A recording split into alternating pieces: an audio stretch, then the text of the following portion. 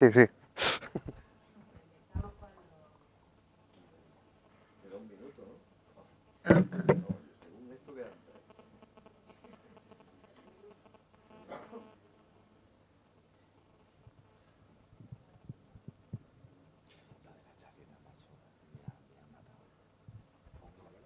Está finita, esto no, sí.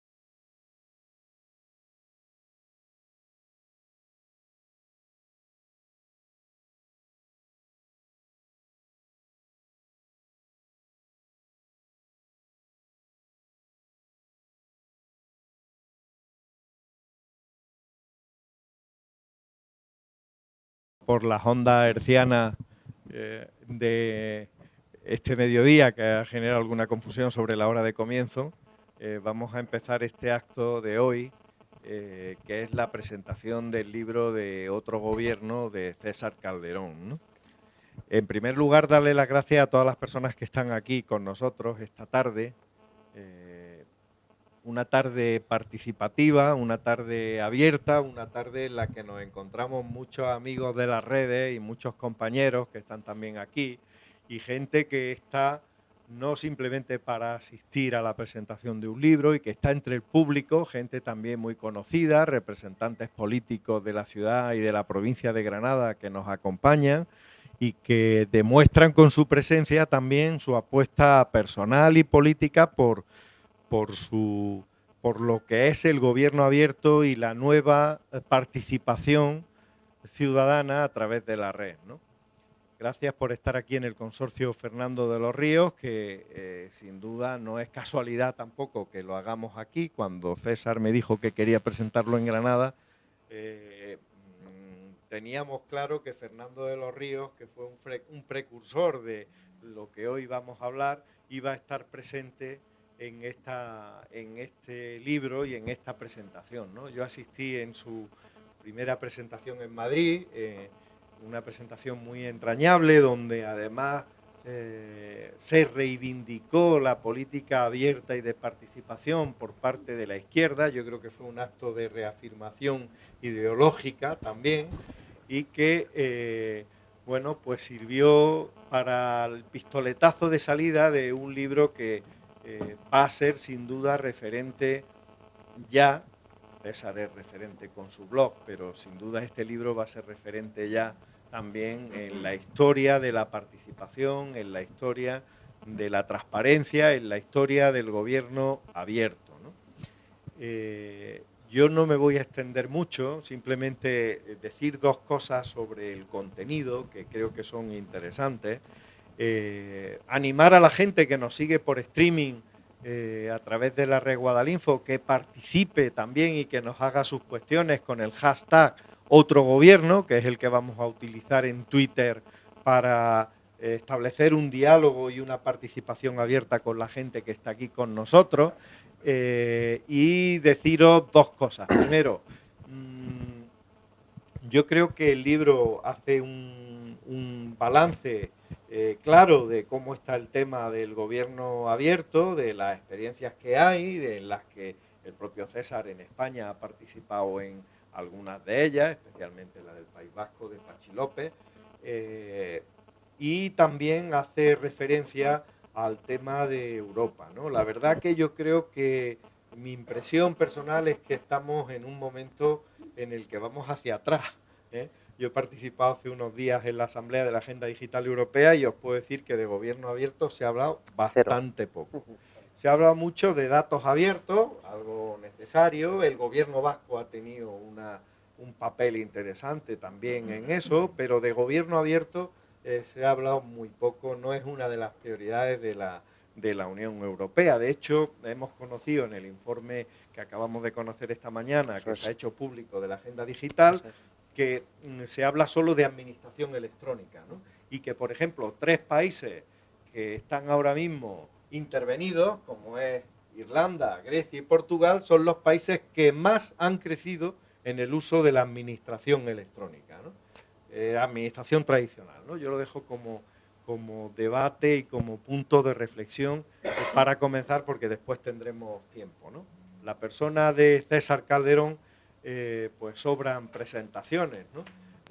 Yo creo que los que estamos aquí, los que lo ven a través de la red y los que lo siguen, saben de su trabajo, su pasión por su trabajo, su inquietud, algo que nos ha contagiado a todos y que nos ha hecho llegar con tanta precisión muchos de los conceptos que hoy estamos manejando ya como si fueran conceptos muy familiares, ¿no? Pero sin duda eso es obra de César, de su equipo, que creo que también han trabajado notablemente en el desarrollo de este concepto en nuestro país, en América Latina, y que, bueno, para nosotros es un orgullo, César, tenerte hoy aquí, ¿vale? Gracias por elegir el consorcio. Gracias a ti. Me acaba de decir que soy muy pesado. Ese es un poco el resumen. Le voy a pasar la palabra primero, si os parece bien, a Rafa Estrella, que también sobran las presentaciones porque yo creo que es conocido por todo el mundo y además por su vinculación con César, especialmente en esta etapa en la que Rafa ha sido embajador de España en Argentina, ¿no? Paso la palabra, Rafa. Yo doy fe de que César no es pesado en absoluto. Y nos hemos soportado mutuamente, y Vero nos ha soportado los dos, durante más de 2 años en Argentina, que para mí ha sido un gran privilegio contar con su presencia dentro de una agenda de trabajo político, diplomático, el tener la oportunidad de abrir otros horizontes con una persona con la que ya venía trabajando y relacionándome desde hacía bastante años, desde un día en que se presentó en mi despacho en el Congreso y me dijo: está muy bien tu web, es muy avanzada, pero tienes que dar el salto al blog. Y eso fue finales de 2005. 2005. Y tu blog acaba de salir. Acaba de salir. Sí, o sea que, y me convenció y me facilitó la vida un poco para hacer ese tránsito. Y hemos hablado mucho en este tiempo de, no tanto de tecnología, porque esto no es una cuestión de tecnología. Hemos hablado de política. Y hemos hablado, por ejemplo, de cómo en los cambios de ciclo político vienen caracterizados porque en la fase depresiva hay una serie de variables que se suelen dar. Una, el desconcierto absoluto y la depresión. No se sabe cómo salir de ahí. Otra, el afán de regeneración. Hay una variable que suele acompañar todo esto, que es el oportunismo, que también lo hay siempre en política y siempre hay el que quiere sacar tajada a cuenta del desconcierto o de la necesidad y del deseo de la militancia de una regeneración o del deseo de la sociedad de una regeneración.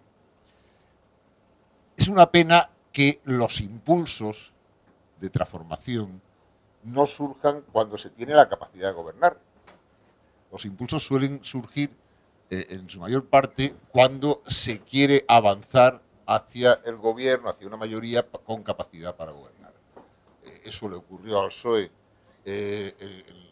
a principios de los 80, con la victoria del 82, hubo un impulso que surgía precisamente de la lejanía del poder, pero sobre todo había una masa crítica que era el deseo de cambio y la construcción de una estrategia también de interacción con la sociedad a través de algo que hoy no funciona ya, que es la intermediación a través de, ahora, no solamente las ONG, sino en aquel caso, en aquel momento, los grupos sectoriales del PSOE. Vayamos a los intereses de la sociedad en los ámbitos concretos, el que le preocupa la educación, el que le preocupa la sanidad, el medio ambiente, y se crearon unos grupos sectoriales, que fue la gran construcción de Ciriaco de Vicente, que fueron muy importantes no solamente para conectar con la sociedad, sino para dar una vida a una organización que estaba encerrada en sí mismo en sus casas del pueblo. En momentos del ciclo político, también bajo, posterior, estoy hablando ya de finales de los 80, surgió la necesidad de salir a la calle a hacer lo que ahora es habitual, que es el puerta a puerta. Pero era un drama, bueno, el puerta a puerta, ¿por qué? Si nosotros tenemos la agrupación, que vengan a la agrupación. Bueno, ahora lo que estamos hablando tiene mucho que ver con eso, los tics, los espasmos que se producen tienen que ver con eso, pero estamos hablando también de una cultura política que supone la necesidad no ya de invocar el pasado, esa intermediación que ya no existe, porque el ciudadano, como César explica en su libro, como hemos tenido ocasión de explicar en el libro de Gobierno Abierto, en el que tuve la oportunidad de participar, en un capítulo sobre diplomacia abierta, el ciudadano se representa a sí mismo, normalmente actúa o interactúa con otros, pero no tiene liderazgos reconocidos. Él quiere participar, quiere opinar, quiere construir o quiere criticar, quiere descalificar.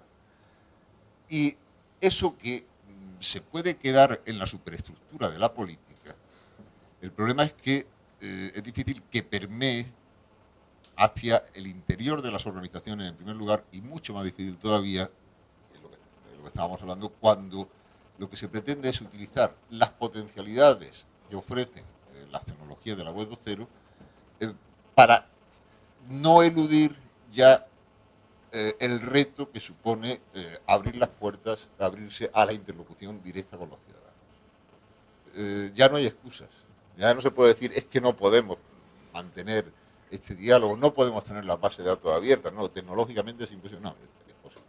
Y además lo puede usted tener en formatos que sean accesibles para el ciudadano. Y además ahí tiene usted una oportunidad de construir ciudadanía, de romper la lacra de la desafección de los ciudadanos por la política. Y no se trata de que usted lo haga todo electrónicamente, ni de que lo haga todo en Internet, sino de que esa cultura impregne a toda su acción política fuera del gobierno, pero también en el gobierno y, por supuesto, entonces, a las administraciones de las que usted es responsable. Quizás es el cuello de botella el que dentro de las propias administraciones haya resistencia al cambio, haya, por razones culturales de todo tipo, por atavismos, haya no una voluntad de boicotear, pero sí una incapacidad o una clara falta de voluntad de contribuir a algo que se considera que rompe. No es tan revolucionario, simplemente lo permite la tecnología. Es decir, no es algo revolucionario. La tecnología permite, como el megáfono permitió agrupar, la megafonía permitió agrupar a multitudes mucho mayores que las que cabían en un pequeño teatro.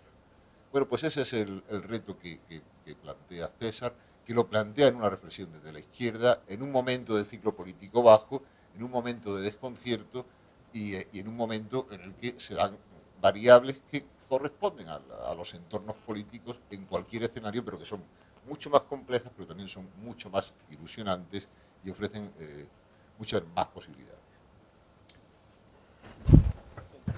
Con este, ¿no? Sí, mejor. Este. ¿A que tú te grabas a ti mismo? Tuyo. Ah, vale. Bueno, ba, netorraton eta Juan Larzabal hemen Granada irian, ongi etorri arratsaldeon nera nahi bihotza. Que buenas tardes, gracias por estar aquí en Granada. Después de leerme el libro, porque me lo he leído, que me ha hecho que me lo lea, mi reflexión es una persona, un voto, que es el clásico del viejo adagio periodístico de la política, y ahora sería pues un voto, una persona y un clic, ¿no? Que es un poco de lo que estamos hablando, al hilo además de lo que acaba de decir aquí Rafa. Entonces, subo la voz un poco, vale, perdón. El siglo XXI pues nos pide un cambio, ¿no? Es la sociedad la que... No, ya lo cojo, sí, así. Es la sociedad la que nos está pidiendo este cambio, ¿no? Se lo piden al Estado, a las instituciones, a su gobierno, al sistema, no tanto electoral como al compromiso de los votados frente a los votantes. Todo lo marca una sociedad madura y en crisis, que esto es una de las paradojas que existe en estos momentos, y el advenimiento de la sociedad de la información y del conocimiento, y también un sistema de partidos políticos en los que la profesionalización, la opacidad, la corrupción y el relajamiento de las medidas de control no hacen sino debilitar la democracia. Estas palabras, que no son de César, sino son mías, las escribí el otro día en un tren a las 7 de la mañana reflexionando sobre esta intervención, ¿no? Y son las que hacen imprescindible precisamente las propias palabras de César y que con forma de libro presentamos esta tarde. César ha escrito una obra necesaria en la que ordena el mundo de las ideas. Como escribió Aristóteles, que decía Platón, ante la multitud de opiniones, buzz social, ruido, mediáticos, sordinas, mandangas, guruses que gurusean, políticos que trasiegan, dos huevos duros y periódicos reaccionarios, radios intransigentes, intereses crematísticos, programas basuras, hediondos y maltrechos, César Calderón lo que ha hecho es bajar el balón al suelo para que lo juguemos todos y abrir el campo del debate. Yo creo que eso es una de las cosas más importantes del libro, ¿no? ¿Qué es lo que ha hecho? Poner el debate en su justa medida, en su sitio. Se ha cargado con ello la cancamusa, el ditirambo, ha preferido tirar de su Vizcaya natal para hablar cristalino mientras ahí fuera hace mucho frío y llueve que da gusto. ¿El resultado cuál es? Es una obra necesaria que busca la regeneración del Partido Socialista en sus modos de hacer política, utilizando la web 2.0, pero volviendo a los mejores principios de compromiso con sus votantes y en la hora del gobierno con sus ciudadanos. Así aparece entonces la clave del discurso netorratoniano. Me va a perseguir toda la vida. Que es lo que acaba de decir Rafa, ¿no? Es el ciudadano. El ciudadano. Que lo tiene dentro de su burua un día, que decimos nosotros en euskera, ¿no? Que para que os enteréis es su cabeza grande o su cabezón. Cabezón. ¿no? Cabezón, ¿no? Y para que me entendáis. César Calderón lo que pide es un cambio sistemático en el modelo de organización del PSOE para volver a llegar al ciudadano, pero al mismo tiempo, en una obra que leerán también con sana avidez los políticos de todo signo y condición, y sobre todo los del Partido Popular, deja para el debate la necesidad del cambio en el ciudadano y sobre todas las cosas su nueva posibilidad de acción política. Por ir terminando, el poder de la web 2.0 va a permitir al ciudadano comprometido fiscalizar a sus representantes democráticos, interpelar a los políticos responsables, denunciarlos sin tener que ir a los tribunales, valorar las informaciones que los medios hagamos de su trabajo, generar acciones para el debate, el compromiso, la crítica y también para la mejora. Su mensaje queda finalmente al descubierto al constatar en estas páginas que hemos pasado de los panfletos a los megáfonos, de las pintadas a las pancartas, a los blogs y a los tweets. Pero no como una cosa friki o geek, sino como su capacidad de prescripción y movilización para que, como aprendimos el año pasado, la calle ya no sea de los partidos, sino que se organice en torno a Twitter, que fue el 15M, ¿no? Atención a esto, los partidos políticos han perdido la calle. La obra de César Calderón, que hoy presentamos, y termino aquí, se adelanta a este comportamiento y al aprenderlo con H, es decir, a reconocerlo y a hacerlo como suyo, concluye que cuando un territorio, el ciudadano, amplía la ecuación una persona, un voto, un clic, la organización política que lo pretende debe desarrollar todas las herramientas pertinentes, debe amoldar su estructura, debe saber escuchar de forma activa, debe cambiar, debe conocer y debe, en fin, deberse a esas personas, esos votos y en esta nueva etapa del siglo, a esos clics. Gracias.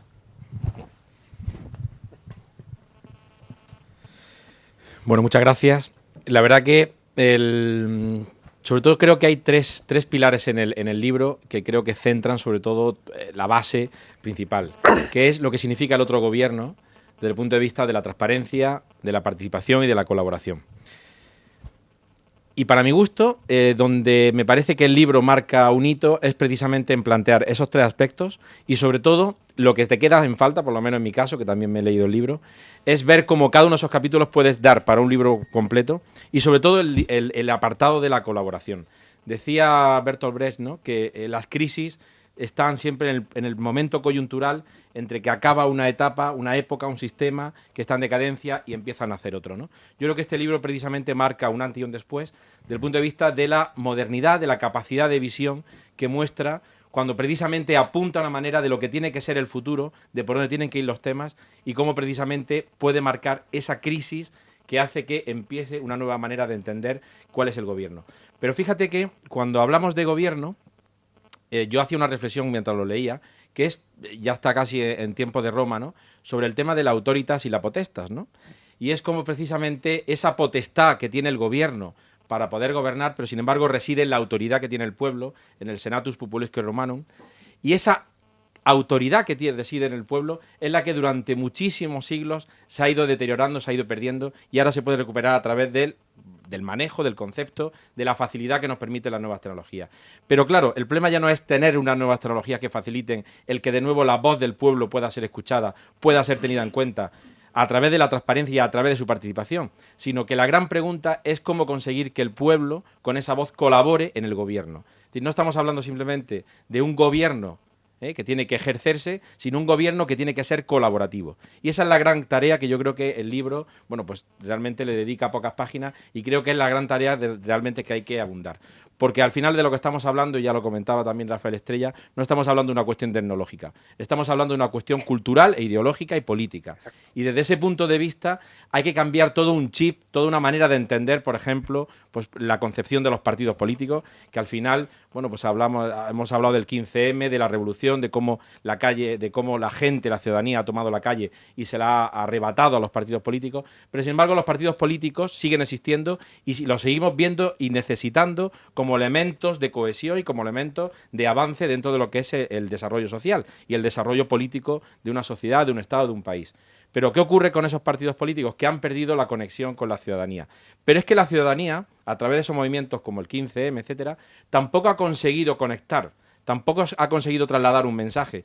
Yo como periodista, por lo menos de formación, y aunque me dedico como emprendedor, me ponía en el blog, ¿no? o en la invitación, como emprendedor dentro del mundo de la comunicación, consideraba que aquí el papel del cuarto poder, como tradicionalmente se ha denominado al mundo de los medios de comunicación, debería de nuevo renovarse. Y es un elemento que creo que también en varios aspectos en el libro se comentan y me parece un elemento fundamental.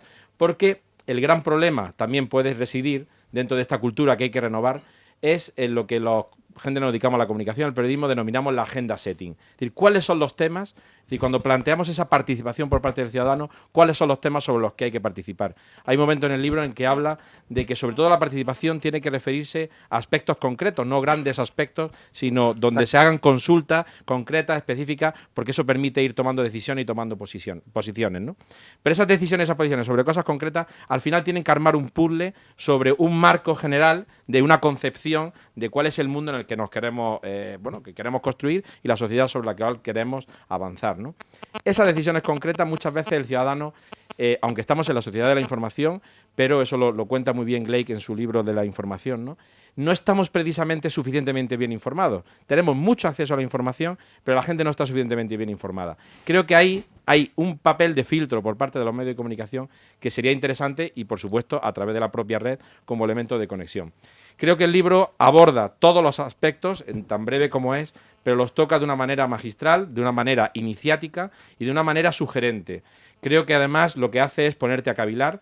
Creo que suficientemente plantea retos importantes que yo creo que, bueno, pues puede ser como el libro de Orwell, ¿no? Es decir, que yo creo que dentro de unos años se verá como una visión de lo que podría ser el futuro y cómo precisamente, pues me parece que marca en eso un antes y un después. Creo que es un libro que invita al debate y sobre todo creo que es un libro de trabajo. Es un libro para subrayarlo y para sacar ideas y para ver cómo se pueden construir. También comentaba pues Rafael Estrella y Javier, decían que estamos en un momento en el que precisamente las horas bajas de la política, en el momento donde el perfil está en descenso y en donde muchas veces pues está, en el caso ahora, por ejemplo, a nivel nacional del Partido Socialista, pues estamos en una hora de estar en la oposición, es cuando esas ideas surgen, ¿no?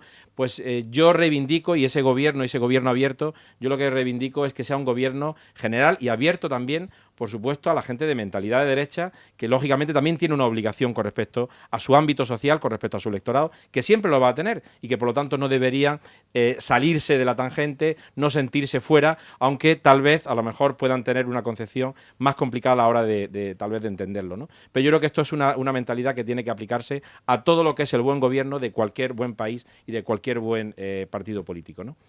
Y dicho eso, decir eso, ¿no? Que el libro me parece que es un libro de trabajo, un libro para sacar ideas y sobre todo para sacar buenos propósitos. De nada sirve tener una intencionalidad en el cambio cultural, de nada sirve en decir que tenemos que progresar, ser vanguardistas, ser modernos, estar a la cabeza, participar con la sociedad, sino que si eso no se traduce en medidas concretas, en medidas específicas, poco a poco, y de hecho el libro es un ejemplo de cómo algunos gobiernos en este país, autonómicos, municipales, etcétera, han dado esos pasos, como algunos políticos, y tenemos a Rafael Estrella también como ejemplo, lo han ido haciendo. Bueno, pues yo creo que también ese es el ejemplo que tenemos que seguir cada uno en nuestro campo. Esto no es como en los grandes discursos o en esa especie de como de reprimenda, en donde a veces pues echan en cara cosas que hay que hacer y uno piensa que siempre va con el de al lado, ¿no? Bueno, pues esto va con cada uno de nosotros. Y cada uno de nosotros tenemos la facilidad de poderlo construir y poderlo construir con nuestros mensajes, con nuestra comunicación, por supuesto los responsables que están en los gobiernos, pero por supuesto cada uno de los ciudadanos, ¿no?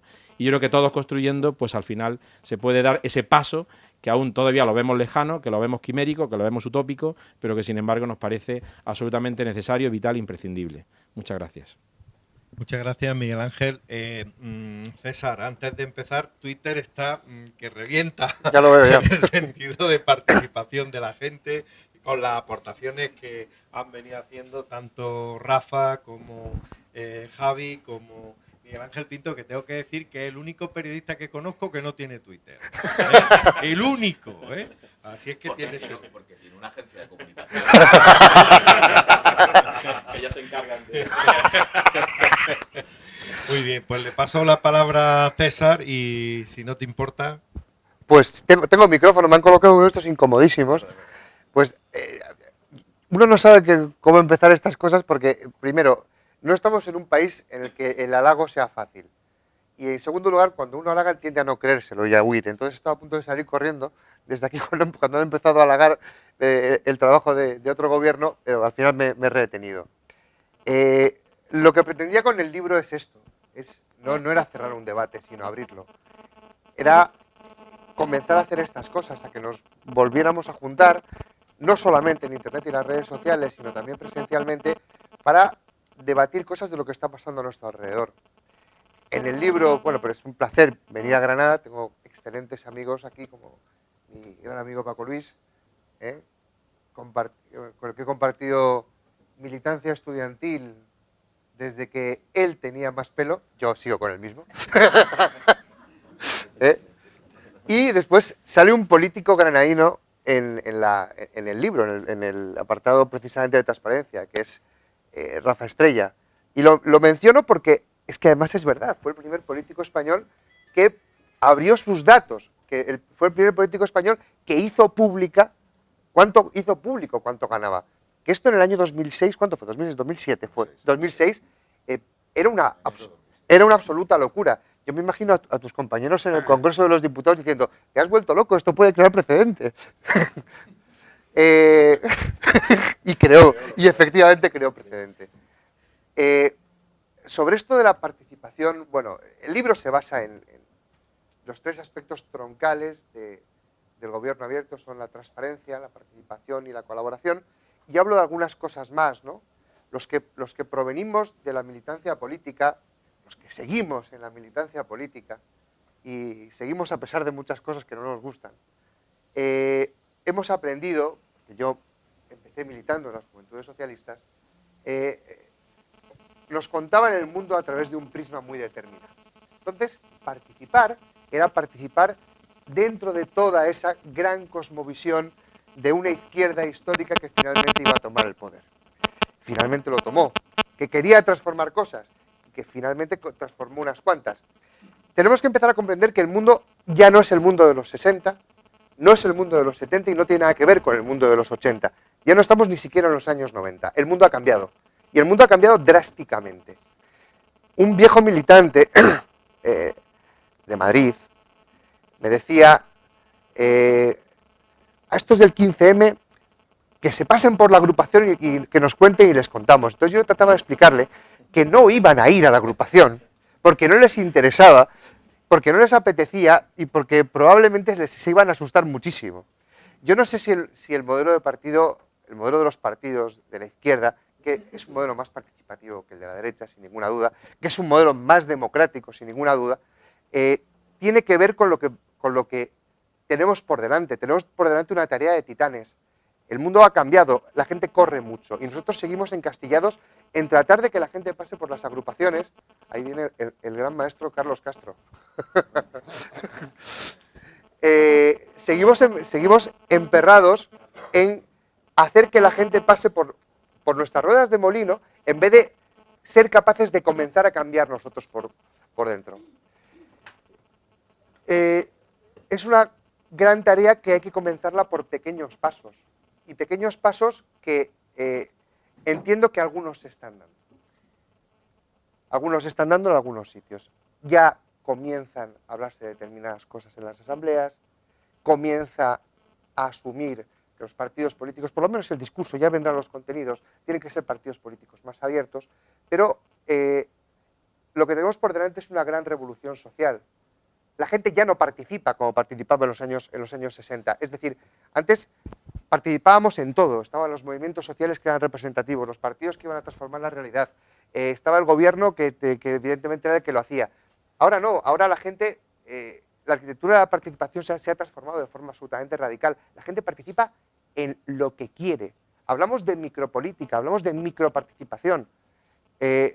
O comenzamos a comprender desde la izquierda que todo esto ha cambiado de forma dramática, o no vamos a poder seguir representando, como ya no lo hacemos, los intereses de las clases sociales más emergentes de nuestro país.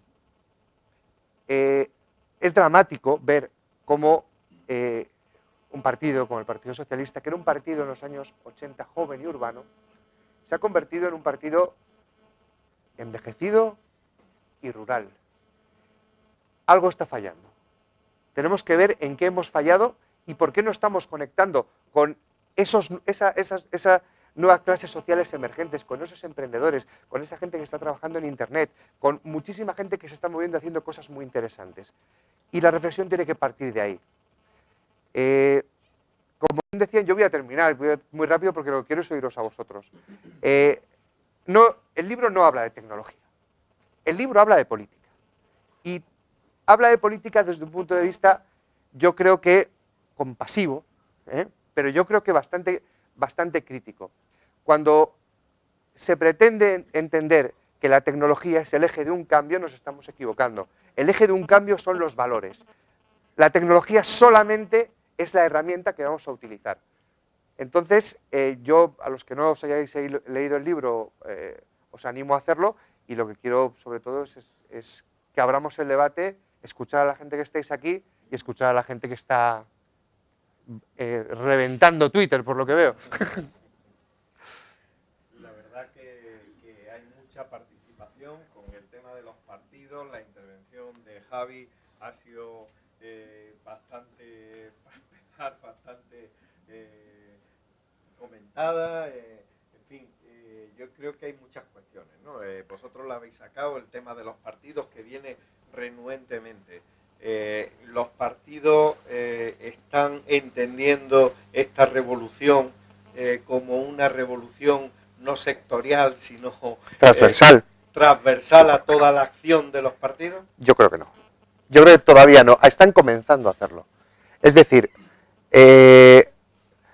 y también hay un salto importante. Es decir, mientras la izquierda lo está entendiendo, yo creo que muy poco a poco y muy tarde, la derecha, por lo menos desde el punto de vista marketingiano, lo ha entendido rápido. No pretendamos que sea para ellos más participación. No. Ellos no quieren más participación. Solo quieren parecer modernos.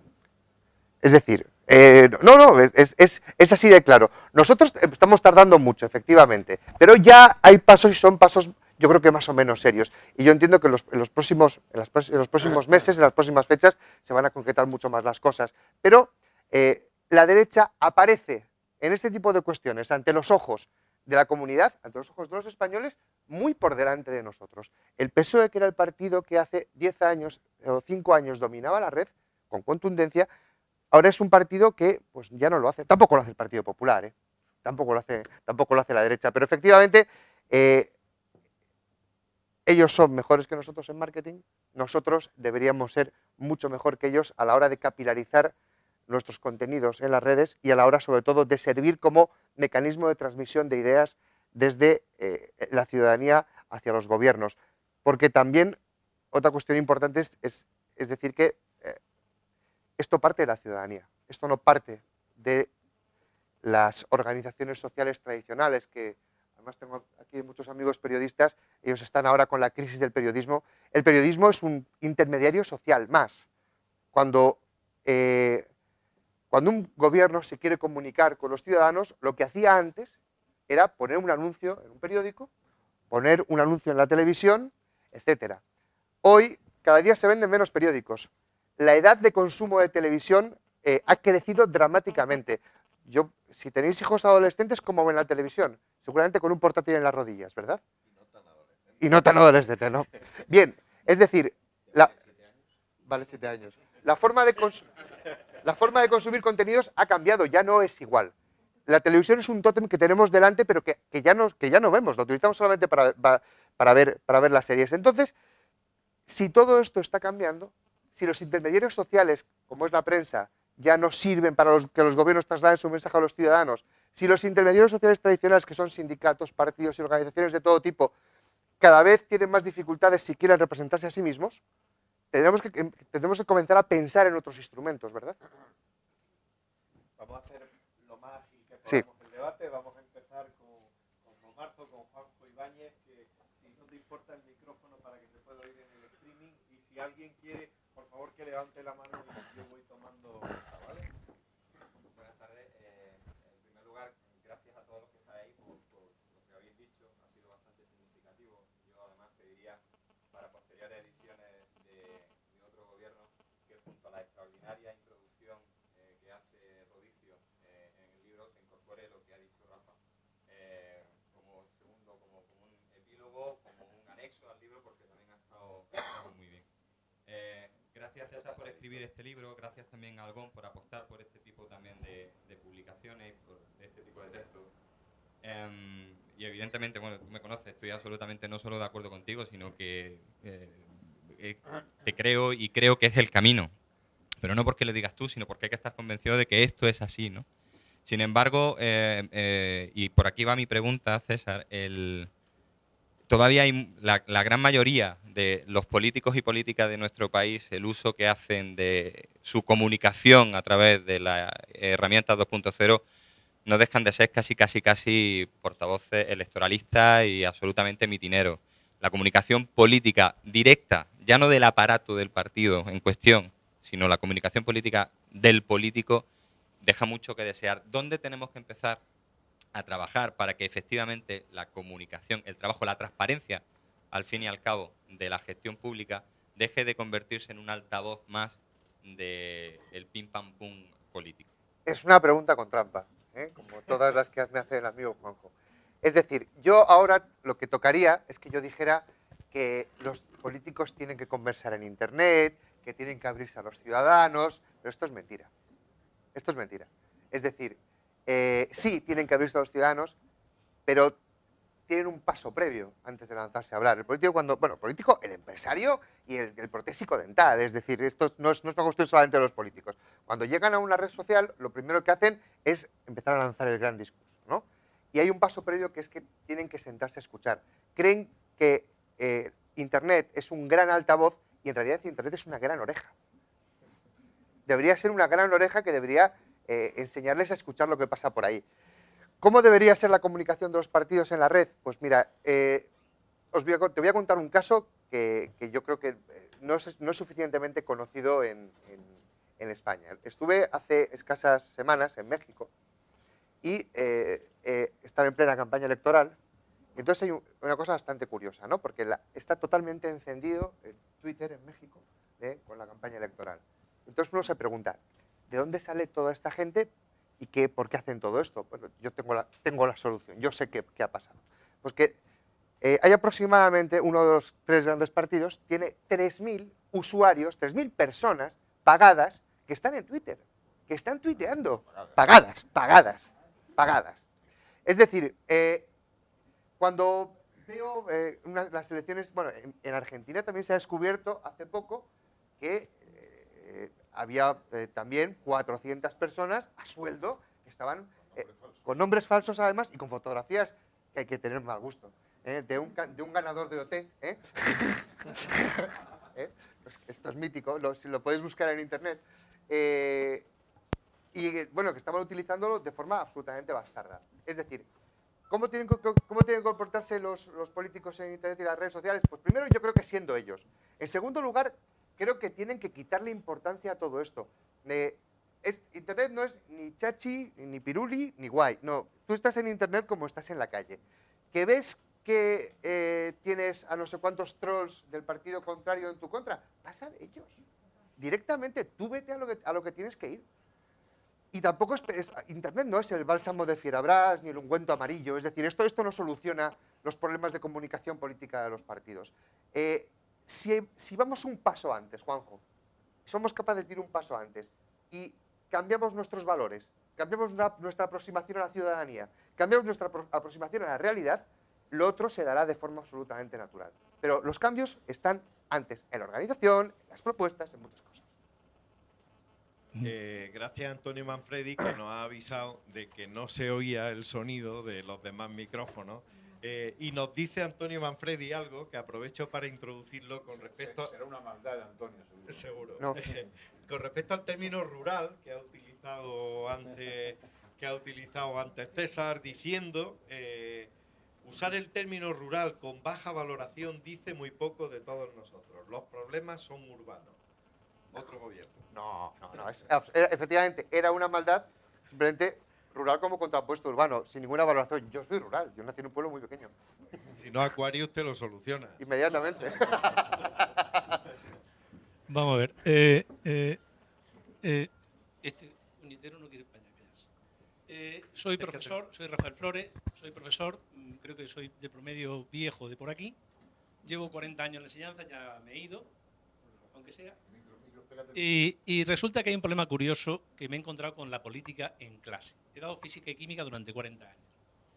Y me he encontrado con que mis alumnos me demandaban una sistemática en la política. Porque dando física y química hay un fenómeno muy bien estructurado, muy sólido, muy reconocido internacionalmente, que era el problema de las magnitudes fundamentales, de las magnitudes derivadas, a qué nos referimos y de qué estamos hablando. Entonces el problema que hay con mis alumnos es que cuando oían hablar de política, demandaban lo básico. ¿Dónde hemos empezado? ¿Cuál es el sistema de referencia? El problema es que no podía contestarles porque yo soy político casi nato y me encuentro con que no podía certificarle que lo que yo dijera como posible sistema de referencia estuviera acogido tanto en la tecnología política como en la deontología política, como en la ética política y como en la praxis política. No había sitio donde referirse. Entonces, mi sugerencia es que de alguna forma todos los esfuerzos que se estén haciendo para aclarar toda la postura de la izquierda en plan pragmático, en plan praxis política, como lo que se puede hacer por cualquier lado en este país, es que de alguna forma tenga alguna sistemática. Internet, perdón, mi apreciación, no la tiene. No la tiene. Y hay un problema también que me planteo, porque he estado yendo a los países del este durante una temporada por intercambio del Sócrates Comenius, y entonces me parecía curioso que ellos nos increpaban a la vida política española esta falta de nitidez. Es decir, es que no tenéis claro ni el sistema de Estado, es que todo es confuso y la práctica política y la aportación política es confusa. Entonces yo demandaba, no me he leído el libro, creí que todavía lo iba a presentar hoy y de facto para sacarlo a prensa, y de alguna forma demandaba si aclaráis algo de esto. Porque si no, todos somos capaces de hablar de política como hablar de fútbol, que no entiendo nada. Sí, yo comparto creo que el 98% de lo que dices, pero hay una cosa que no la comparto. Internet sí tiene una sistemática. Internet todo es medible. Es decir, si existe, lo podemos medir. Entonces, sí existe una sistemática. Es decir, yo te puedo decir con qué valores está uniendo la gente en Twitter el último discurso de Rubalcaba, con números.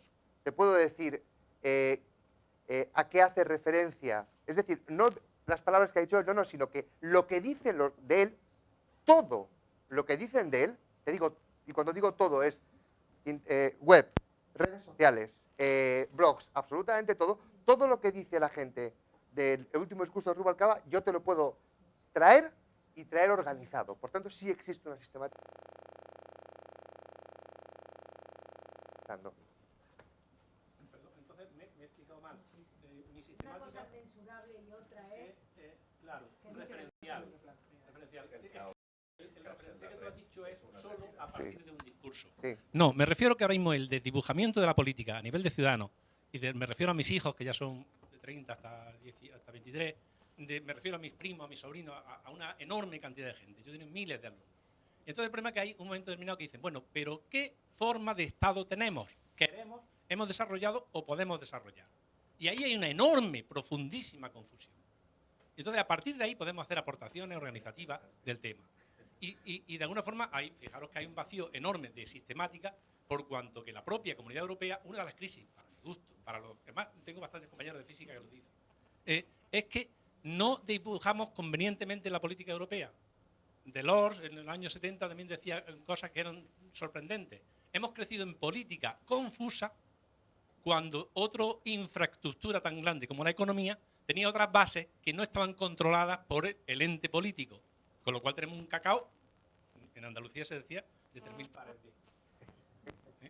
Pues eso demando, como ciudadano y como profesor frustrado en poder haber orientado a los alumnos. Muy bien. Aprovecho para saludar a la gente que nos está siguiendo hasta de Venezuela. Fijaros que tiene cierta organización la red. Desde Venezuela, desde Chile, desde muchos países que nos están siguiendo, ¿no? Vamos a pasarle la palabra a otro precursor también del gobierno abierto, que es José Antonio, el alcalde de Jun, ¿no? Pues enhorabuena. De verdad que es un libro que merece mucho la pena, sobre todo para la gente que hemos trabajado en esto desde hace muchísimos años. Yo quiero recordar cuando el 28 de diciembre, Día de los Inocentes del año 99, declaramos Internet derecho universal en Jun, se rieron, vamos, hasta de gallinitarse toda España de nosotros, ¿no? Decían, ¿pero dónde van estos de Jun declarando que Internet es un derecho universal en el año 99? Cuando lo publicó el New York Times a 4 columnas y desde el New York Times hasta el Sydney Morning Herald, aquello ya se lo empezaron a tomar más en serio y la verdad es que aquel gobierno del Partido Popular pues empezó a hacernos algo más de caso y bueno, ahora está Borja Suara, precisamente director general de Red.es, cuando entonces era director general de la Sociedad de Información. ¿Qué quiero decir con esto? Que efectivamente los políticos, y estoy muy de acuerdo contigo con lo que has dicho, los políticos tenemos que hacer mucho más que ser portavoces, como te he dicho, grandes altavoces. Yo siempre lo decía, el día que estuve con Alfredo Pérez Rubalcaba en Madrid, que íbamos a estar 15 minutos y al final estuvimos 4 horas para hablar de Twitter, pues recuerdo que lo que le decía es que lo último que podía hacer un político, y especialmente él, es hacer un teletipo de lo que era el partido, de lo que era él, ¿no? Los teletipos en 140 caracteres no funcionan, funciona un diálogo, ¿no? Eso es precisamente lo que hacemos. Yo cuando escuché, yo creo que además es un puño tuyo, el tema de la escucha activa. Me parece que fuiste tú quien la puso en marcha y creo que es una palabra y una acepción muy, muy interesante. Yo siempre digo que la escucha activa es muy interesante, también la respuesta activa. Un político que escucha activamente y no responde activamente no va a ningún sitio, ¿no? Y pongo mi ejemplo. Yo pongo el ejemplo de Jun, de mi pueblo. Mira, mañana vamos a recibir el premio Smart City en la Casa de Campo de Madrid. Acaba de publicar hace 20 minutos Europa Press, lo acabo de recibir mientras estábamos aquí, ¿no? Mañana recibimos el premio Smart Cities. Competíamos con 5 ayuntamientos los más importantes de España y se lo ha llevado uno de 3.448 habitantes, ¿no? No uno de 2 millones de habitantes ni 3 millones de habitantes, ¿no? Se lo lleva Jun. Y esto es por una razón, porque algo tenemos que estar haciendo bien la política y más en la política de redes sociales, porque las redes sociales no han venido para irse. Las redes sociales están aquí y no se van, no terminan de irse, se quedan con nosotros, están con nosotros. Porque la ciudadanía no renuncia ya a ese espacio horizontal, ese espacio en el que todos somos iguales, en el que todos hablamos horizontalmente y en el que cuando un ciudadano se queja, y aquí donde abro la parte, yo se lo decía a Buenafuente cuando nos entrevistó el año pasado, me decía, bueno, pero ¿qué es para ti el gobierno abierto, la teledemocracia activa? Yo le decía, mira, eso en España y en los países latinos no sabemos quejar. Cuando tenemos un problema, nos vamos al bar de enfrente, ponemos verde al alcalde, al presidente del gobierno y creemos que lo hemos resuelto, pero lo que hemos hecho ha sido fogar. Y no me he equivocado, he dicho fogar, que se entienda bien, ¿no? Hemos fogado y creemos que hemos resuelto el problema. Pero no, el problema sigue estando ahí. Y por eso, y aquí donde yo abría las comillas antes, en Jun hemos ganado las elecciones, después de 20 años de gobierno socialista, hemos vuelto a ganar. Y no se ha ganado en muchos otros municipios del cinturón metropolitano, de donde estamos nosotros, excepto Maracena, con mayoría absoluta y mucho menos con mayoría simple.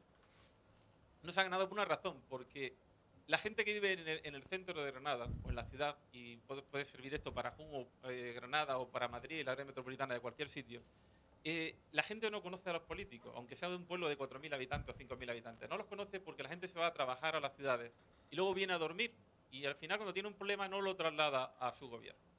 Y en Jun sí lo hemos hecho no porque la gente venga a vernos al pueblo, al ayuntamiento, no, la gente nos sigue viendo por internet. La gran plaza del pueblo es internet, la gran plaza del pueblo es la red. Y por eso yo creo que este gobierno abierto, este libro, este pedazo de libro que has escrito, de verdad tiene mi enhorabuena y yo no solamente la mía, sino la de todo mi pueblo, que como estáis viendo salen muchísimo de Jun. La gran mayoría de los tweets son de Jun porque estábamos deseando, y además me gustaría que se lo dedicara no al alcalde, sino al pueblo de Jun, porque el pueblo de Jun de verdad está contigo en esto. Pues eso está hecho, faltaría más.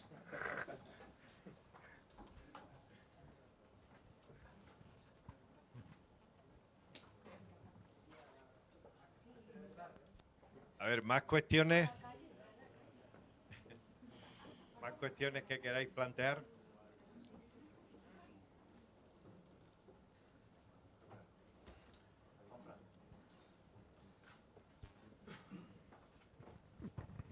Yo solo una apreciación, César. Antonio Suárez.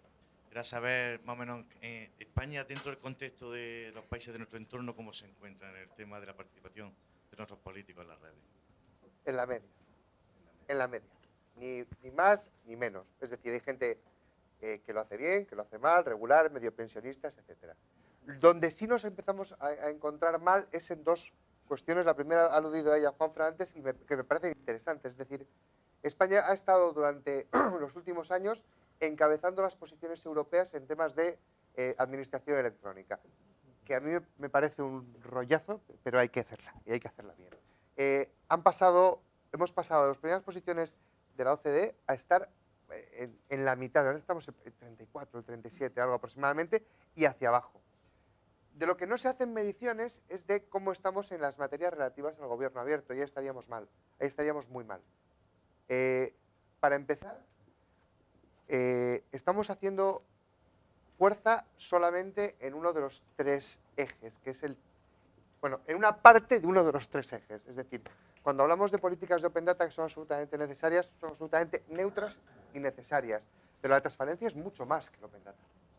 Es muchísimo más que el Open Data. Es decir, ahora mismo el gobierno del Partido Popular, cuando estaba en la oposición, presentó una propuesta, una PNL, parece que fue, no, fue una propuesta, una proposición de ley que, con una ley fantástica, quiero decir, una ley que, a pesar de venir del Partido Popular, yo hubiera firmado exultante. Claro, han llegado al gobierno y ya no han rescatado su propia propuesta. Han hecho ahí un mejunje bastante decepcionante. Y respecto a las otras dos cuestiones, como son la participación y la colaboración que antes mencionaba Miguel Ángel, que le gustaba, estamos en pañales. Está en pañales casi todo el mundo. Lo que pasa es que yo no veo excesivo movimiento ni excesiva pasión por ninguna parte, excepto en el País Vasco, en Euskadi, en Navarra. Hubo un intento de una plataforma de participación en Extremadura, que era Opina Extremadura, que lo primero que hizo José Antonio Monago cuando llegó al gobierno fue cortarla, evidentemente. Hubo un intento en Aragón, con Aragón Participa, que también se han cargado. Es decir, queda mucho espacio para poder construir cosas. Solamente, y además, estamos hablando de materias que no son baratas, es lo siguiente. Es decir, montar una infraestructura para temas de gobierno electrónico, que es necesario, porque soluciona la vida de la gente, cuesta muchos millones de euros. Construir una plataforma como Irekia, que dicen que es la mejor plataforma de participación, que yo por lo menos lo comparto, que yo he visto en el occidente conocido y en el remoto oriente, no llega a costar 50.000 euros, me parece. Y es una plataforma que es una auténtica, primero es una belleza y después me parece tremendamente útil. El dinero no es problema, es un problema de voluntad política, porque esto es muy barato. Pero tampoco esperemos que esto sea la gran solución.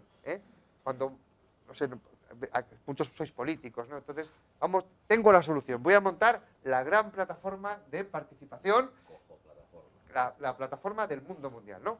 Entonces, llegas, montas la plataforma de participación y lo primero que te van a llegar son a tocarte las narices los del partido rival, tenerlo claro. Los segundos que van a llegar son los del que hay de lo mío. Y en tercer lugar, si tienes mucha suerte, llegarán los ciudadanos. No somos un país que está acostumbrado a participar en el offline. Tampoco vamos a participar de forma directa en el online, porque el ciudadano para participar tiene que saber, o por lo menos tiene que entender que eso funciona. Porque participar por participar, pues mire, oiga, como que no. Entonces, al final de todo el camino, si hacemos una buena plataforma, si entendemos que la participación no es un estado del alma, sino una gimnasia. Y si pasamos todas esas fases, los ciudadanos sí van a venir a participar. Sí, César, mientras Paco Luis coge la palabra, hay una cuestión que yo quería plantearte. También en el informe que hoy ha hecho público la Unión Europea, dice algo muy preocupante respecto a lo que estamos hablando, que el 45%, solo el 45% de los europeos tienen competencias digitales medias o altas. Claro, aquí estamos hablando de que la participación ciudadana, la red es muy importante, pero un 25% creo que es, no tiene ni idea, jamás ha participado en Internet en nada. Sí, va creciendo. Sí, sí. Deja hacer una observación sobre esto, porque en todos los debates que hemos tenido sobre el tema de gobierno abierto, yo planteaba una cuestión a César, que él me decía que tenía razón. Eso es cierto, es decir, hay un nicho de gente que todavía no tiene capacidades, pero sin embargo, por ejemplo, a través de otras políticas, como la cita previa o el acceso al historial, el tema de receta, etcétera, la gente va entrando y participa incluso sin percibirlo en temas que le afectan. Y adquiere, por ejemplo, y adquiere unos conocimientos sin ser consciente probablemente de que eso le está capacitando.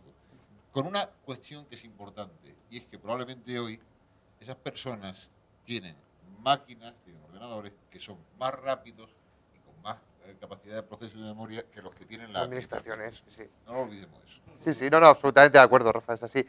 Y va a ir avanzando, es decir, se están produciendo ahora mismo, desde mi punto de vista, dos brechas muy importantes, que la primera es la ya famosa brecha digital, que Carlos sabe un poquito de cómo combatirla, y hay una segunda brecha que me parece mucho más importante, o va a ser mucho más importante, que alude a esto, los teóricos comienzan a llamarle la brecha de la complejidad. Es decir, vivimos en sociedades cada vez más complejas, tremendamente complejas, donde los procesos, como tú decías antes, de tomas de decisión, se vuelven básicamente abstractos. Nadie sabe, en Europa yo no sé quién toma las decisiones. Entonces, en una sociedad compleja, si el ciudadano medio no tiene las habilidades técnicas suficientes como para poder incidir realmente, pues vamos a tener problemas y vamos a tener ciudadanos no una Europa de dos velocidades, vamos a tener ciudadanos de dos velocidades. Los que tengan habilidades técnicas suficientes como para poder participar de forma eficiente y los que no van a poder hacerlo. Entonces, a la lucha contra la famosa brecha digital hay que comenzar a unir, y esto hay que hacerlo desde la izquierda, por lo menos algunos elementos para comenzar a luchar contra esa brecha de la complejidad. Ya el reto no es encender el ordenador, no. El reto es que un jubilado en Huelva sepa conectarse al servicio de salud y sepa pedir una cita previa. El reto es que mi sobrino en Bermeo, que tiene 12 años, pueda ver la clasificación de su equipo de fútbol. Es decir, esos son los retos. Yo no he venido a hablar de mi libro, pero ya que lo estáis comentando, no me queda más remedio de comentar también que en España se está produciendo una realidad que se está cerrando, determinados gobiernos están cerrando las redes de telecentros que existen en regiones que están dando servicio para gente que necesita apoyo no solo para alfabetizarse digitalmente, sino también en la innovación, para encontrar oportunidades para el empleo, para poner su empresa en Internet. Y se está produciendo otra brecha económica muy importante. Y hay determinados gobiernos que están cerrando. Nosotros estamos peleando desde la Asociación de Telecentros para que eso no sea así, pero la crisis económica puede estar acrecentando también esa brecha de participación, de transparencia, de igualdad de oportunidades, ¿no? Absolutamente. Paco Luis. ¿Yo? Es que de lo que tenía pensado hasta que me ha llegado el turno, después de lo que había hablado, ya reformulo mi propia pregunta. César, muchísimas gracias por venir a Granada. Yo fui a Abierta ya en Madrid y lo mejor es que no te repite, con lo cual eso es genial. Sobre todo porque aquí hay mucha audiencia que estuvimos allí contigo. Hoy creo que me he metido en algún lío. Hoy te has metido en algún follón, ya lo verás luego.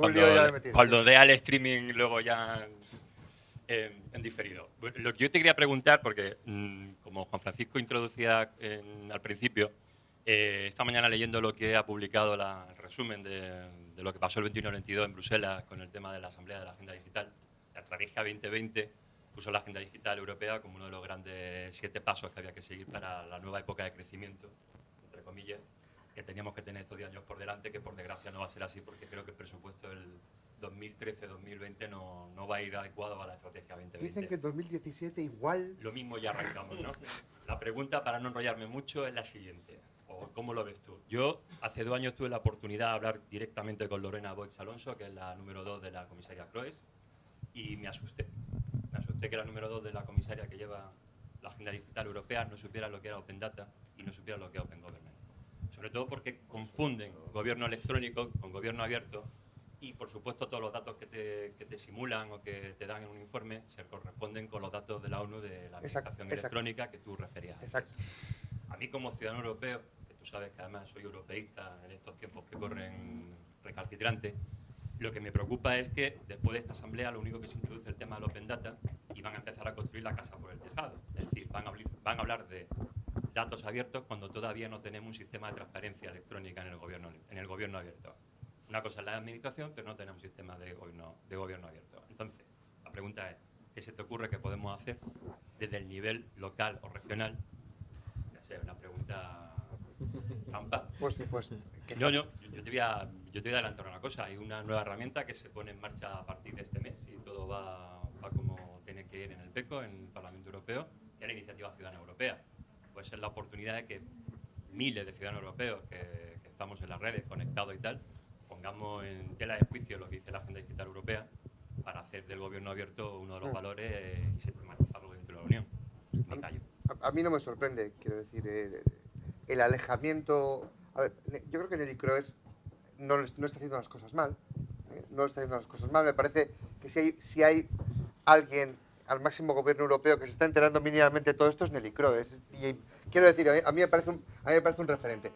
Pues fíjate, han pasado de no saber lo que era el Open Data a ser los grandes abanderados. Pero es curioso, ¿no? Porque el Open Data es como es para conversos, digamos, ¿no? Porque es sencillo, es barato y produce rentabilidad política directa para quien lo pone en marcha. No exige esfuerzos políticos, no exige ningún tipo de esfuerzo político y, en cambio, además estás generando o tienes la posibilidad de generar desarrollo económico. Yo estoy a favor del Open Data, pero si solamente estamos apostando por el Open Data dentro de nuestras estrategias de transparencia, no solamente estamos haciendo la casa por el tejado, sino que estamos dando una herramienta a los sectores más conservadores de esa Europa opaca para que sigan haciendo lo que les dé la gana.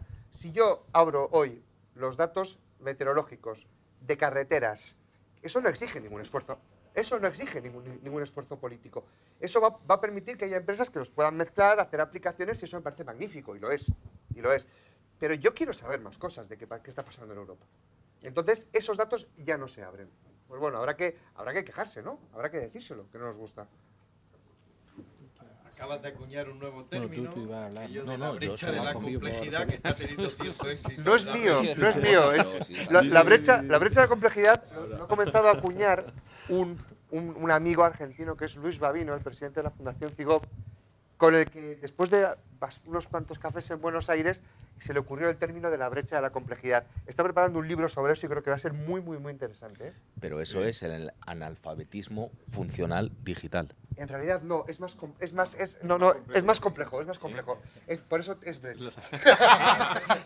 Es más complejo. No, que yo después de tantos tecnicismos lo que quería decir es que al final, con obras como la tuya y debates como este, nos estamos follando la democracia representativa. Es decir, eso de la democracia, los peripatéticos digitales que somos ahora, ¿no? De ir paseando y que yo te doy a ti un voto y tú con ese voto me gobiernas, se ha acabado. Lo que estamos haciendo es, a mí me gusta la democracia y me gusta porque yo comparto y genero los discursos juntos y ahora te dejo que me gobiernes, pero que se acabó que tú me hagas caso solo cada 4 años. Me tienes que hacer caso todos los días. Eso es. El siglo XX termina la democracia representativa y ahora estamos generando la democracia compartida. A ver, yo soy un defensor de la democracia representativa, pero no de esta democracia representativa. Yo hablo de la que tenemos ahora. Es decir, lo que también me da miedo es caer en el otro lado, Javier. Es decir, yo lo que no estoy de acuerdo es en la asamblea permanente. ¿Mm? Entonces, tenemos que encontrar algún punto en el que podamos combinar la democracia representativa con instituciones que realmente, mal que bien, han estado funcionando y en algunos momentos lo han hecho bien, con que los ciudadanos ya no nos basta con tomar una decisión cada 4 años. Yo no quiero tomar una decisión cada 4 años, yo quiero tomar las decisiones que me afecten de forma real. Y no, además, te voy a decir una cosa, no me preocupa tanto, Javier, participar al final del proceso, es decir, votando, como en el resto del proceso. Es decir, yo no quiero que el gobierno me someta cada 6 meses a mi voto una ley ya cocinada. No. Yo quiero poder participar en todos los puntos de esa ley. Votar me parece menor. Y colaborar, ¿no? Eso es, meterme ahí, en ese meollo de la situación. Eso me parece fantástico, pero es que estamos hablando de una situación que es la mayor crisis que yo he conocido en mi vida, y tengo 47 años, y no hay debate de Estado de la Nación. Hay un presidente que no comparece en el Congreso. Hay un presidente que en los pasillos del Senado se da la vuelta y sale por la puerta. Hay un presidente que no sé qué, un ministro que dice lo otro, y me da igual del partido que sea, porque el anterior presidente del gobierno no pronunció la palabra crisis hasta el 18 de julio del 2008. Te quiero decir, es que, vamos a ver, o sea, es que lo de participar está bien, por eso digo lo de compartir. Es cierto que no te puedes ir de un sitio a otro, pero que los nuevos modelos se tienen que generar por ahí. Pues vamos a empezar a construirlos. Lo que sucede es que, tal y como están las cosas ahora mismo, a mí me da la impresión de que no sé si estamos, si lo que estamos metidos en esta sala somos una especie de pequeños locos, pero sí, pero la gente está muy preocupada por otras cosas. Cuando hay crisis de este tipo, o cuando hay problemas graves como los que tenemos, hay dos opciones, hay dos maneras de enfrentarlas, básicamente. La primera es con más autoridad y con menos transparencia. Es decir, no comparezco, me voy, no convoco el debate del Estado de la Nación, me voy al fútbol, a Polonia, que por cierto empatamos. El único partido es el que ha estado él. Yo no quiero decir nada, pero... Era Italia. No quiero decir nada. Era Italia. Y hay otra opción que yo creo que debe ser la nuestra, que es más democracia. Y más democracia. Y democracia en todas partes. ¿Cómo se soluciona los problemas de la democracia? Con más democracia. Lourdes Cuesta 2 dice algo muy interesante, que yo me permito subrayarlo, que tan importante como la escucha activa es la respuesta activa. Es lo que ha dicho José Antonio. Carlos Castro. César, felicitarte por la presentación y por el trabajo que estás haciendo desde hace mucho tiempo. Y quizá yo, ya que tenemos la parte técnica del asunto resuelto, quizá lo que sí echo de menos es la construcción de esa narrativa de la izquierda. Eso es. El problema en este momento es que es necesario en este mundo, no en el del siglo XIX o el del siglo XX, construir una narrativa que sea capaz de aglutinar las mayorías, con un riesgo añadido que yo creo que siempre en las crisis es el que ha estado. Y en este caso amplificado. Es verdad que hacia abajo podemos llevarla a una democracia total, y ahí los que creemos verdaderamente en la democracia tenemos que estar tranquilos, pero eso debe de ser compartido por todos. Pero que de la misma manera esta es una herramienta muy potente puesta en manos de gente con muy malas intenciones. Sin duda, sin duda. El principio del siglo XX es una prueba de hasta dónde puede llegar el disparate. Yo creo que este instrumento es más potente que la imprenta, más potente que la radio y más potente que los medios que nos llevaron a determinados desastres, ¿no? En ese sentido yo creo que habría que llegar a un consenso estratégico en el tema de la transparencia. Es decir, ¿qué es la transparencia? Sí, claro, definamos. La apuesta la tenemos claro. que poner un horizonte y decir, bueno, aquella es la colina que tenemos que tomar. Efectivamente. Y ahora, si creemos verdaderamente en la transparencia, hay cosas debajo que están clarísimas. La red neutral es imprescindible. El software libre es imprescindible. Incuestionable. Y a partir de ahí, con esos espartos sí que es posible plantear la transparencia, que desde mi punto de vista y con mi experiencia pasa también por una alianza con sectores que a lo mejor la izquierda no ha considerado. Es decir, en este momento yo creo que van a apoyar más la transparencia pequeñas y medianas empresas que están preocupadas de la minería de datos, por ejemplo, que saben que con datos libres pueden encontrar formas de negocio y mejoras de la calidad de la vida de la gente, que no va a promocionar una administración, y los que hemos trabajado en una administración sabemos hasta dónde es capaz de llegar una administración, y hay un límite que no se pasa. En este caso esa alianza hay que buscarla. Es necesaria. Porque las administraciones públicas, cualquiera que no pase de los 300.000, no existe para la administración, en la práctica. Así es. Para suministros sí, pero para hacer cosas importantes no. Y esas son las cosas importantes en quién ha diseñado los grandes sistemas de información, quién facilita a las administraciones los instrumentales básicos que luego se proyectan en las grandes adquisiciones que hacen las administraciones. Todo ese elemento, que es el Open Data, realmente ahí hay una fuente que tenemos que empezar a considerarla desde otro punto de vista, pero si alguna experiencia acumulamos en la actividad, es que sin narrativa no hay nada. Está claro. Es decir, la izquierda tiene que construir una narrativa y cada uno en nuestra parte montarnos en el carro apoyando esa narrativa, que yo creo que tiene que ir por la democracia y por la transparencia, partiendo de que esto es imprescindible. Es decir, si no damos este paso, si no tomamos este nivel de conciencia que plantea el libro, ese asunto es imprescindible, pero una vez tomado, nos tenemos que poner a trabajar, en el sentido de que hay que construir ese horizonte deseable para la gente. Y a mí me da la impresión de que la política en este momento lo único que está demostrando es que va esquivando los golpes que le vienen del que manda. Bueno, no, algunos le dan de frente y algunos no querrían ni esquivarlos, ¿no? Pero que ahí hay los dos componentes, ¿no? El libro trata de ser el comienzo de eso, Carlos. A ver, llevamos, además tú y yo, que hemos hablado 1200 veces de esto, tú desde responsabilidades públicas y yo desde la metralleta ciudadana. El libro trata de ser, pues eso, el comienzo de esa construcción de todo eso que hemos hablado muchas veces, que pasa por el software libre, que pasa por la red neutral, es integrar todo eso dentro de una nueva agenda socialdemócrata, eso es lo que trata de hacer el libro. Yo no sé si lo he conseguido, porque veo que es mucho más complejo. Esto solamente quiere ser el comienzo de esa nueva construcción de un discurso de izquierdas que pasa por, efectivamente, buscar nuevas alianzas, que pasa por plantear un nuevo contrato social a los ciudadanos. A los ciudadanos ya no les vale con nuestros discursos tradicionales. Tenemos que ser capaces de, dentro de esa nueva narrativa, dentro de esa nueva agenda, ser capaces de plantearles retos.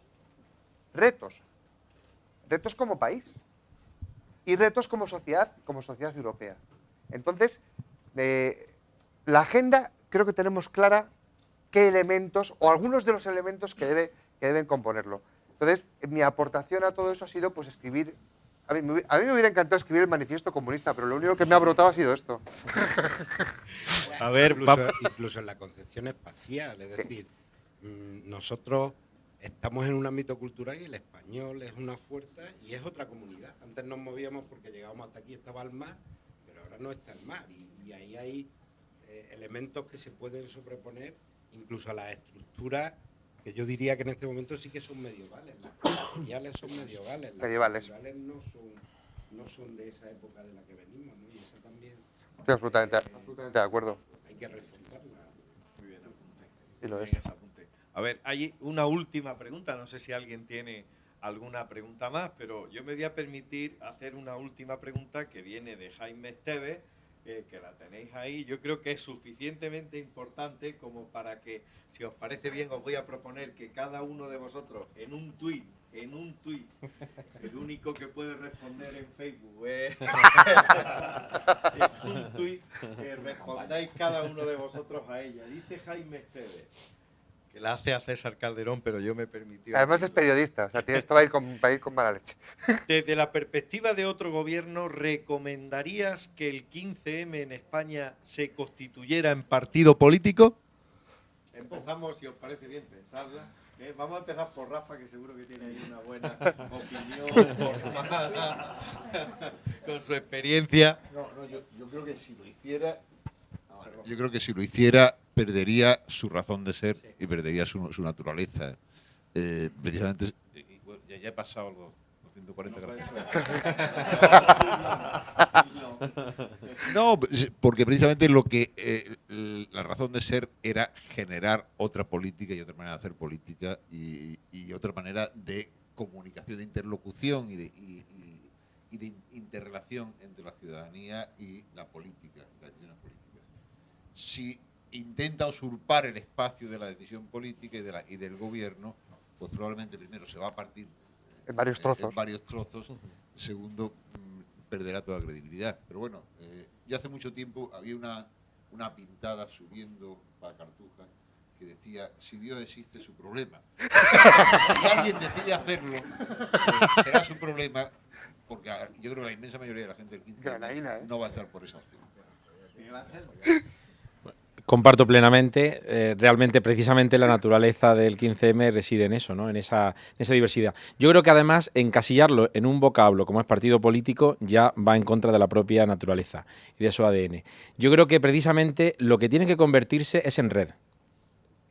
Es decir, lo que no acaba de ser es una red. Una red donde, depende, si quieres cazar pájaros tendrá que ser más tupida, si quieres cazar otro tipo de animales, es decir, dependiendo del nivel ideológico de las propuestas que hagan, lo que tienen que al final es conectarse. Y esa conexión ahora mismo todavía vemos como hay grandes espacios de lagunas. Si hay una zona, si vemos todavía que no es un mapa que está bien construido, ¿no? Entonces, esa red yo creo que es la que falta construir, aunque efectivamente existe, ¿no? Pero yo creo que no se le puede denominar partido, sino ser otro tipo de red, pero una red más consistente. Javier Barrera. Que si lo hicieran no les votarían ni a ellos mismos. Toma, yo tengo el micrófono. Retuitearemos. Eso sí es un tuit. La pregunta de Jaime es absolutamente malvada. Yo creo que no deben constituirse en red. Pero cuando digo no deben, no sé a quién me estoy refiriendo. En partido, perdón, sí, en partido. Es que cuando hablo de ellos no sé a quién me estoy refiriendo en estos momentos, porque demostraron una enorme potencia brillante, constructora, luminosa durante muchísimo tiempo, y yo les veo ahora bastante perdidos en debates que están muy alejados de los problemas reales de los ciudadanos. Entonces, yo creo que lo que sí creo es que el 15M fue el inicio de algo, de la puesta de manifiesto de que hay otras formas de entender la política, y la puesta de manifiesto, la presentación ante la sociedad española de que hay una nueva generación política que ha entrado en escena. Hubo una generación que entró en la transición y fue la de Felipe González y hicieron gobiernos. Hubo otra generación que entró con José María Aznar. Hubo otra generación que tiene ahora 30 y tantos que entró con Zapatero. Bien, hay un nuevo jugador en la cancha. Y ese jugador en la cancha está comenzando a jugar con otras reglas. Y ese nuevo jugador que está en la cancha es el que va a marcar mayorías de progreso o mayorías conservadoras en los próximos años. Entonces, más que a los partidos, sobre todo a los de izquierdas, más que decir vamos a escuchar al 15M, yo les diría, hay que escuchar. Y hay que abrirles las puertas. Y hay que escucharles, pero escucharles con mucha atención.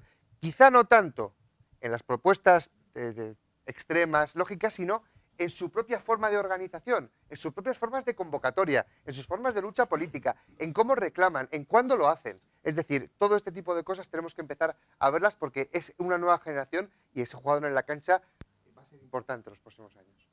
Muy bien, 8:30 de la tarde en Granada. Recordamos a todos los que nos siguen por la red que mañana en Sevilla, en Canal Sur, en la sede de Canal Sur, en la isla de la Cartuja, entrada libre, se presentará también el libro de César Calderón. No habrá streaming, pero se presentará otro gobierno. Muchas gracias. Muchísimas gracias.